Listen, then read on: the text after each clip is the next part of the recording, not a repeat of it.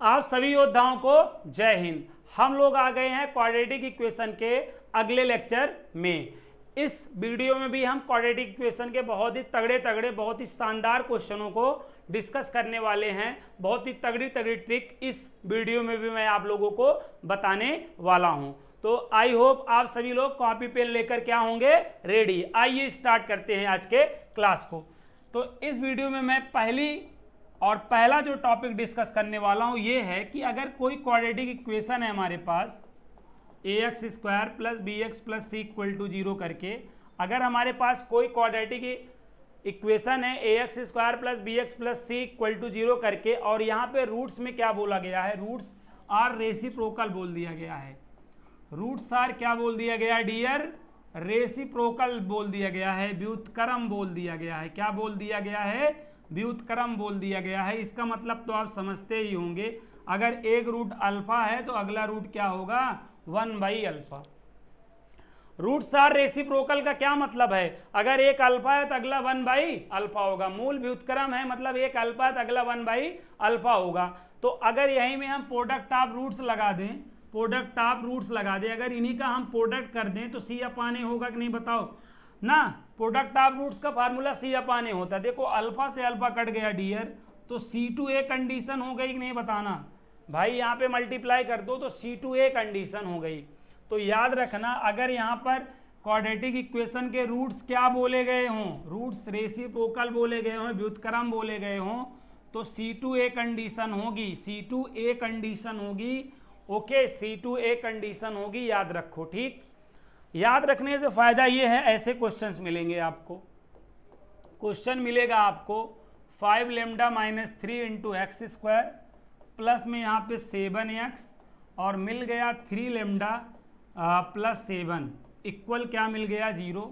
और रूट्स में क्या बोला गया है, रूट्स आर रेसिप्रोकल हैं, मूल क्या है, एक दूसरे के व्युत्क्रम है। तो हमें क्या बताना है डियर, लेमडा का मान बताना है। हमें क्या बताना है, लेमडा का मान बताना है। तो हम कंडीशन क्या जानते हैं, C/A वाली कंडीशन जानते हैं। हम जानते हैं C जो है किसके इक्वल होता है, A के, मतलब A C के इक्वल होता है।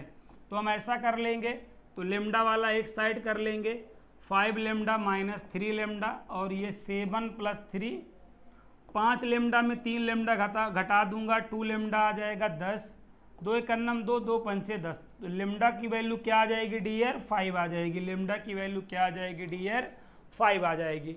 तो उम्मीद करता हूँ ये बात भी समझ गए होंगे।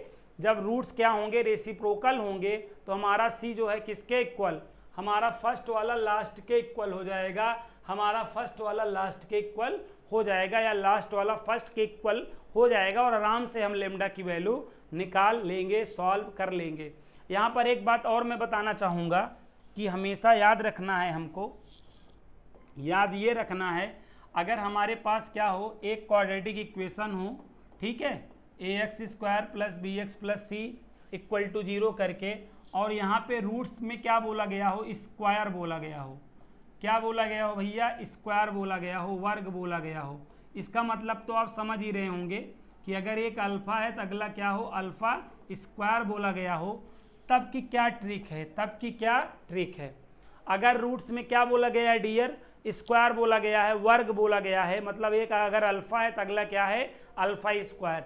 तब आपको क्या याद रखना है, a स्क्वायर सी, क्या याद रखना है, a स्क्वायर सी, प्लस लगा के पलट देना है, प्लस लगा के पलट देना है, मतलब C स्क्वायर a, और प्लस में क्या कर देना है, b क्यूब।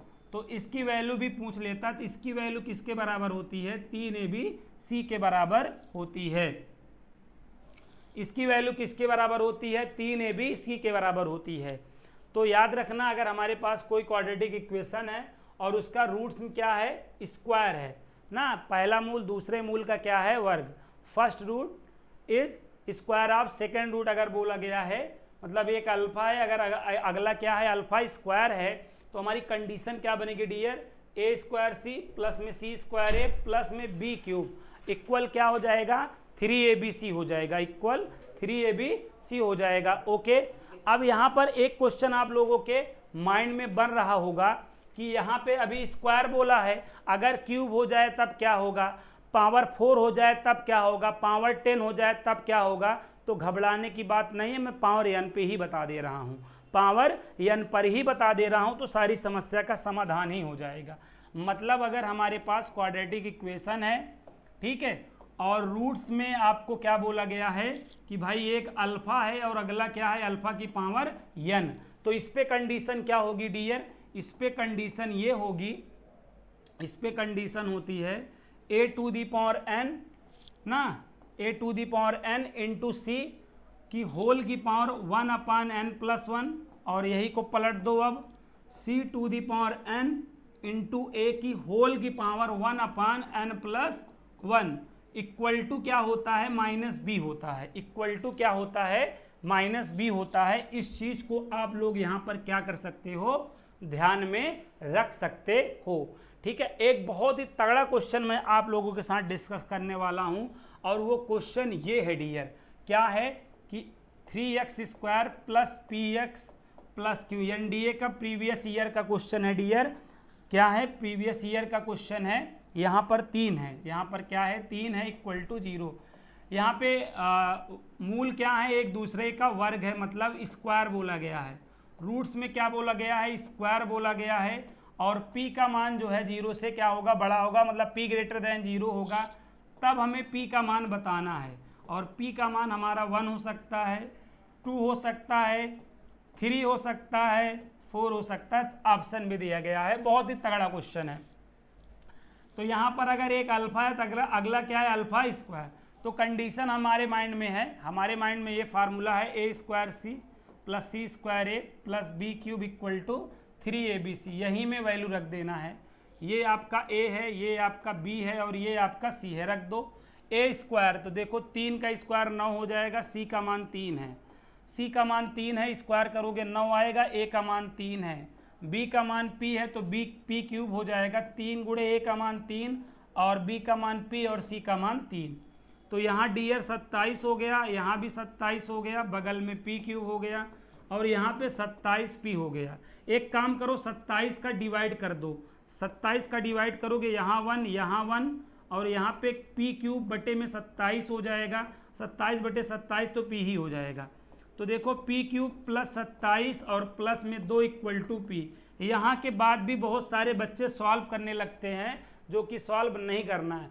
p का ऑप्शन क्या होगा, p की वैल्यू ऑप्शन होगी कि नहीं बताओ, p की वैल्यू ऑप्शन होगी ना, तो जो ऑप्शन सेटिस्फाई कर दे तो c वाला ऑप्शन सेटिस्फाई करेगा। भाई p का मान 3 रखो, तो यहाँ पे 27 और बटे में 27, 27 से 27 कट गया, 1 और 2 3 हो गया, और p का मान यहाँ पे 3 रखे ही थे, तो 3 = 3, तो यहाँ पे c का मान क्या आ जाएगा, 27 आ जाएगा। ठीक है, तो तगड़ा क्वेश्चन था, उम्मीद करता हूँ समझ पाए होंगे। और एक लास्ट कॉन्सेप्ट इसी में समझ लो, एक लास्ट कॉन्सेप्ट इसी में समझ लो। अगर हमारे पास क्या है, एक क्वाड्रेटिक इक्वेशन है और इसके रूट्स क्या हैं, जैसे एक क्या है अल्फा -1 और अपान अल्फा। अब अगला वाला कैसे मिलेगा, अगला वाला रूट्स कैसे मिलेगा, ऊपर नीचे एक एक ऐड कर दो, ऊपर नीचे एक एक ऐड कर दो। ऊपर एक ऐड करोगे तो -1 से +1 कट जाएगा अल्फा, और नीचे एक ऐड करोगे अल्फा +1। तब हमेशा याद रखना, आपसे कहेगा बताओ a + b + c का होल स्क्वायर किसके इक्वल होगा, तो हमेशा याद रखना b² - 4ac के इक्वल होगा। किसके, b² - 4ac के इक्वल होगा। समझ में नहीं आया होगा, टेंशन की बात नहीं है, टेंशन जाएगा पेंशन लेने। ये आपके पास क्या है, कोई क्वाड्रेटिक इक्वेशन है, कह दो हाँ। अब इसका एक रूट क्या है, अल्फा +1 और अपान में अल्फा +2। अब अगला वाला कैसे प्राप्त हुआ हो, अगला वाला कैसे प्राप्त हुआ हो, एक एक ऐड करके, ऊपर नीचे एक एक ऐड करो, ऊपर एक ऐड करोगे 2 हो जाएगा, नीचे एक ऐड करोगे 3 हो जाएगा। अब यहाँ पर क्या बोलेगा, कहेगा बताओ a + b + c का होल स्क्वायर किसके इक्वल होगा, तो आपको कह देना है b² - 4ac के इक्वल होगा। ठीक है, समझ पाए होंगे, नहीं समझ पाए हैं तो एक बार फिर से समझिए, लास्ट चांस आपको दिया जा रहा है। ये क्वाड्रेटिक इक्वेशन है ना, इसका एक रूट क्या है k + 2 और अपान में k + 3 है। अगला वाला कैसे प्राप्त होना चाहिए, एक एक ऊपर नीचे जोड़ने पर, एक एक ऊपर नीचे जोड़ने पर, मतलब k + 3 और अपान में k + 4। अब हमें क्या कह रहा है, अब हमें कह रहा है कि a + b + c का होल स्क्वायर बताओ, क्वेश्चन मार्क। तो हम क्या बताएंगे, b² - 4ac बताएंगे। उम्मीद करता हूँ इस वीडियो में भी जो आपको जानकारी दी गई, बहुत ही महत्वपूर्ण जानकारी थी, उसको आपने समझा होगा। ठीक है, और अन्य लोगों के साथ भी ये जानकारी आप लोग क्या करेंगे, शेयर करेंगे। तो मिलता हूँ अगले वीडियो में, तब तक के लिए आप सभी को जय हिंद, जय भारत।